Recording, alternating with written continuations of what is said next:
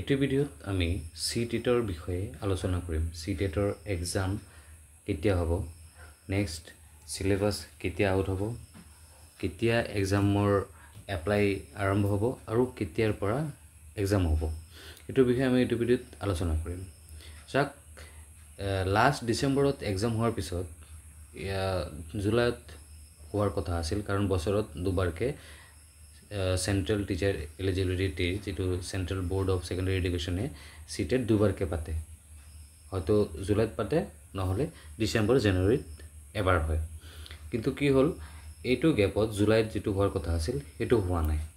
আৰু আমি খবৰ পাইছো আৰু আমি আপোনালোকে এইটো শুনিব পাইছে যে লেভেলটো চেঞ্জ হ'ব পাৰে। যেনে পেপাৰ 1 পেপাৰ 2 আছিল, পেপাৰ 1 আছিল LP ৰ কাৰণে, পেপাৰ 2 UP ৰ কাৰণে আছিল।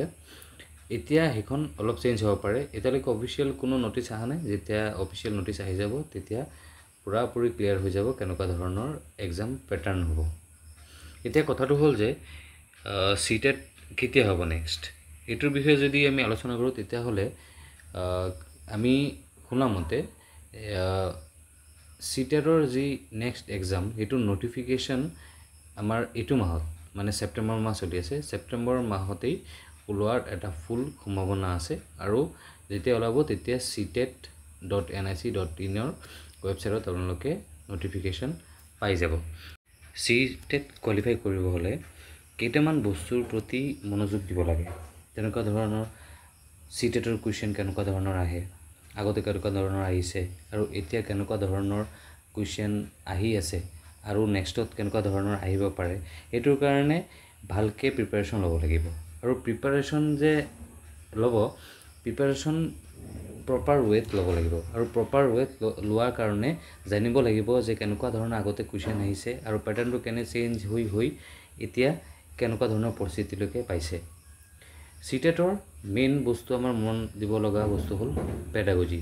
পেডাগজি যদি ভালকে যদি ক্লিয়াৰ থাকে তেতিয়া হলে কোৱালিফায়াৰ মাৰ্ক যেটো হেতু ওলাই আহে। তো এইটো কাৰণে ভালকে পেডাগজিত মন দিব লাগিব। কোৱালিফিকেশনৰ নাম্বাৰ কথা ক'ব গ'লে 90 মাৰ্কছত পাস হয় আৰু ৰিলেক্সেশনো আছে, নেগেটিভ মাৰ্কিং নাই। এইটো এটা ভাল বস্তু। তো CTETত পাস কৰাৰ কাৰণে CTETৰ কোৱেশ্চন খিনি ভালকে চাব লাগিব, কাৰণ এতিয়া এজাৰশন আৰু ৰিজনিঙৰ কোৱেশ্চন কিন্তু বহুত আহি আছে।